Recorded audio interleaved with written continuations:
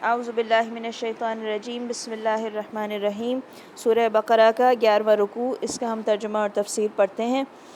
بسم اللہ الرحمن الرحیم۔ ہم نے موسیٰ علیہ السلام کو کتاب دی، اس کے بعد پے در پے رسول بھیجے، آخر کار عیسیٰ ابن مریم علیہ السلام کو روشن نشانیاں دے کر بھیجا اور روح پاک سے اس کی مدد کی۔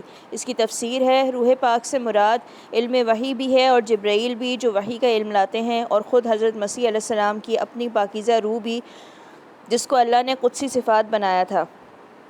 پھر یہ تمہارا کیا ڈھنگ ہے کہ جب بھی کوئی رسول تمہاری خواہشات نفس کے خلاف کوئی چیز لے کر تمہارے پاس آیا تو تم نے اس کے مقابلے میں سرکشی ہی کی، کسی کو جھٹلایا اور کسی کو قتل کر ڈالا۔ وہ کہتے ہیں ہمارے دل محفوظ ہیں، نہیں، اصل بات یہ ہے کہ ان کے کفر کی وجہ سے ان پر اللہ کی پھٹکار پڑی ہے، اس لیے وہ کم ہی ایمان لاتے ہیں۔ اور اب جو ایک کتاب اللہ کی طرف سے ان کے پاس آئی ہے، اس کے ساتھ ان کا کیا برتاؤ ہے، باوجود یہ کہ وہ اس کتاب کی تصدیق کرتی ہے جو ان کے پاس پہلے سے موجود تھی، باوجود یہ کہ اس کی آمد سے پہلے وہ خود کفار کے مقابلے میں فتح و نصرت کی دعائیں مانگا کرتے تھے۔ اس کی تشریح ہے، نبی صلی اللہ علیہ وسلم کی آمد سے پہلے یہودی بے چینی کے ساتھ اس نبی کے منتظر تھے جس کی بعثت کی پیشن گوئیاں ان کے انبیاء نے کی تھیں، اور دعائیں مانگا کرتے تھے کہ جلدی سے وہ آئے تو کفار کا غلبہ مٹے اور پھر ہمارے عروج کا دور شروع ہو۔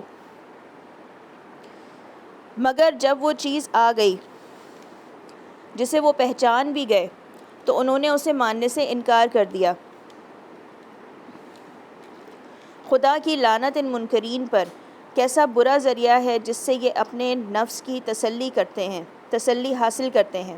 اس کی تشریح ہے، دوسرا ترجمہ یہ بھی ہو سکتا ہے کہ کیسی بری چیز ہے جس کی خاطر انہوں نے اپنی جانوں کو بیچ ڈالا، یعنی اپنی فلاح و سعادت اور اپنی نجات کو قربان کر دیا، کہ جو ہدایت اللہ نے نازل کی ہے اس کو قبول کرنے سے صرف اس ضد کی بنا پر انکار کر رہے ہیں کہ اللہ نے اپنے فضل یعنی کہ وحی اور رسالت سے اپنے جس بندے کو خود چاہا نواز دیا۔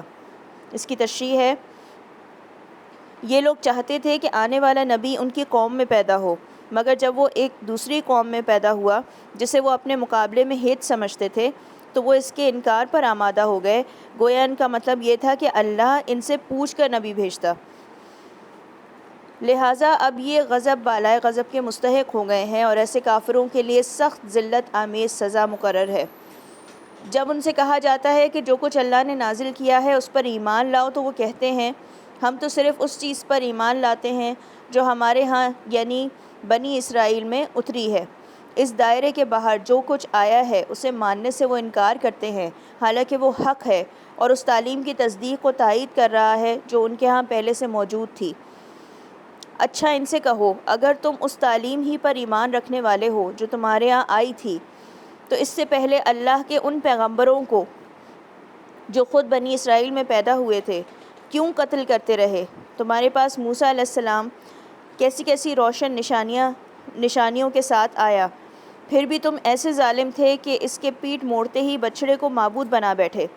پھر ذرا اس میثاق کو یاد کرو جو طور کو تمہارے اوپر اٹھا کر ہم نے تم سے لیا تھا۔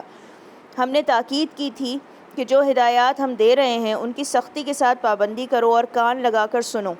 تمہارے اسلاف نے کہا کہ ہم نے سن لیا مگر مانیں گے نہیں، اور ان کی باطل پرستی کا یہ حال تھا کہ دلوں میں ان کے بچھڑا ہی بسا ہوا تھا۔ کہو اگر تم مومن ہو تو یہ عجیب ایمان ہے جو ایسی بری حرکات کا تمہیں حکم دیتا ہے۔ ان سے کہو اگر واقعی اللہ کے نزدیک آخرت کا گھر تمام انسانوں کو چھوڑ کر صرف تمہارے ہی لیے مخصوص ہے تب تو تمہیں چاہیے کہ موت کی تمنا کرو۔ اگر تم اپنے اس خیال میں سچے ہو، یقین جانو کہ یہ کبھی اس کی تمنا نہ کریں گے، اس لیے کہ اپنے ہاتھوں جو کچھ کما کر انہوں نے وہاں بھیجا ہے اس کا اقتضا یہی ہے کہ یہ وہاں جانے کی تمنا نہ کریں۔ اللہ ان ظالموں کے حال سے خوب واقف ہے، تم انہیں سب سے بڑھ کر جینے کا حریص پاؤ گے، حتیٰ کہ اس معاملے میں مشرکوں سے بھی بڑھے ہوئے ہیں۔ ان میں سے ایک ایک شخص یہ چاہتا ہے کہ کسی طرح 1000 برس جیے، حالانکہ لمبی عمر بہرحال اسے عذاب سے تو دور نہیں پھینک سکتی۔ جیسے کچھ اعمال یہ کر رہے ہیں اللہ تو انہیں دیکھ ہی رہا ہے۔ یہاں پہ 11واں رکوع ختم ہوتا ہے۔ آگے 12واں رکوع اور اس کا ترجمہ اور تفسیر ہے۔ بسم اللہ الرحمن الرحیم۔ ان سے کہو کہ جو کوئی جبریل سے عداوت رکھتا ہو، اس کی تشریح ہے، یہودی صرف نبی صلی اللہ علیہ وسلم کو اور آپ صلی اللہ علیہ وسلم پر ایمان لانے والوں ہی کو برا نہ کہتے تھے، بلکہ خدا کے برگزیدہ فرشتے جبریل علیہ السلام کو بھی گالیاں دیتے تھے اور کہتے تھے کہ وہ ہمارا دشمن ہے، وہ رحمت کا نہیں عذاب کا فرشتہ ہے۔ اس سے معلوم ہونا چاہیے کہ جبرائیل نے اللہ ہی کے اذن سے یہ قرآن تمہارے قلب پر نازل کیا ہے، جو پہلے آئی ہوئی کتابوں کی تصدیق و تائید کرتا ہے اور ایمان لانے والوں کے لیے ہدایت اور کامیابی کی بشارت بن کر آیا ہے۔ اگر جبرائیل سے ان کی عداوت کا سبب یہی ہے تو کہہ دو کہ جو اللہ اور اس کے فرشتوں اور اس کے رسولوں اور جبرائیل اور میکائیل کے دشمن ہیں، اللہ ان کافروں کا دشمن ہے۔ ہم نے تمہاری طرف ایسی آیات نازل کی ہیں جو صاف صاف حق کا انکار کرنے والی ہیں۔ ہم نے تمہاری طرف ایسی آیات نازل کی ہیں جو صاف صاف حق کا اظہار کرنے والی ہیں، اور ان کی پیروی سے صرف وہی لوگ انکار کرتے ہیں جو فاسق ہیں۔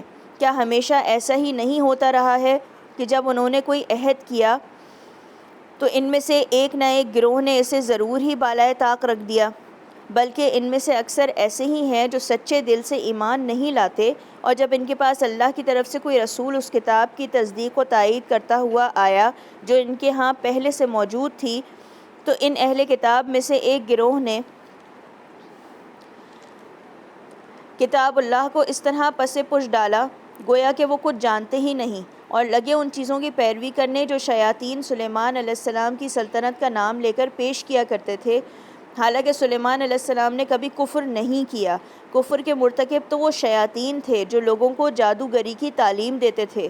وہ پیچھے پڑے اس چیز کے جو بابل میں 2 فرشتوں ہاروت و ماروت پر نازل کی گئی تھی، حالانکہ وہ فرشتے جب بھی کسی کو اس کی تعلیم دیتے تھے تو پہلے صاف طور پر متنبع کر دیا کرتے تھے کہ دیکھ ہم محض ایک آزمائش ہیں، تو کفر میں مبتلا نہ ہو۔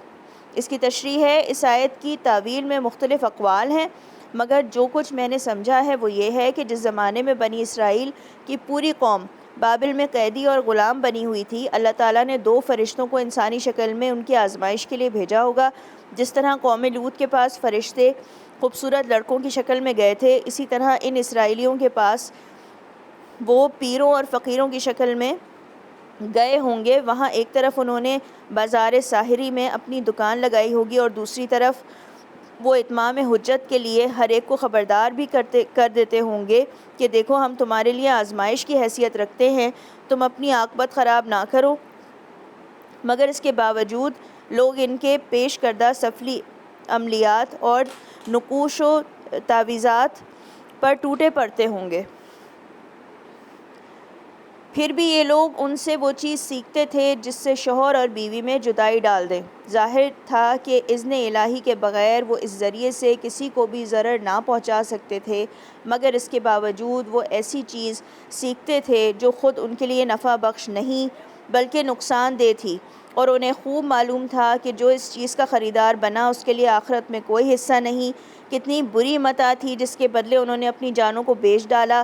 کاش انہیں معلوم ہوتا، اگر وہ ایمان اور تقوی اختیار کرتے تو اللہ کے ہاں اس کا جو بدلہ ملتا وہ ان کے لیے زیادہ بہتر تھا، کاش انہیں خبر ہوتی۔